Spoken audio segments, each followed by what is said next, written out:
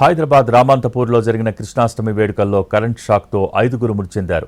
మరో 4గురి పరిస్థితి సీరియస్గా ఉంది. వీరిలో కేంద్ర మంత్రి కిషన్ రెడ్డి గన్మ్యాన్ శ్రీనివాస్ కూడా ఉన్నారు.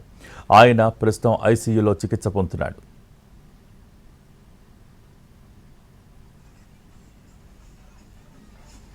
రాత్రి 9 గంటలకు శోభాయాత్ర మొదలు కాగా వర్షం కారణంగా ఆలస్యంగా సాగింది. రాత్రి 12:30 సమయంలో యాదవ సంఘం దగ్గర వరకు యాత్ర వచ్చింది. ఇంతలో రథాన్ని లాగుతున్న జీప్ మొరాయించింది.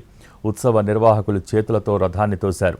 అలా కొద్ది దూరం రాగానే పైనున్న కరెంటు వైర్లు రథాన్ని తాకాయి. దీంతో షాక్ కొట్టింది. రథం పట్టుకున్న వాళ్లకు షాక్ తగిలి కింద పడిపోయారు. పైనుంచి నిప్పురవ్వలు వచ్చాయని సాక్షులు చెబుతున్నారు.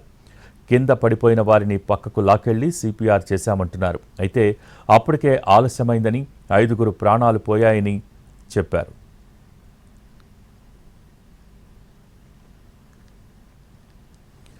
రథంపై ఉన్న పూజారికి ఏమీ కాలేదు. అయితే రథానికి ఉన్న ఇనుప భాగం పట్టుకున్న వారికి మాత్రమే కరెంట్ షాక్ తగిలిందని చెప్తున్నారు. అందరూ ఒక్కసారిగా విసిరేసినట్టు చెల్లాచెదురుగా పడిపోయారు. 5గురు చనిపోగా 4గురి పరిస్థితి విషమంగా ఉంది.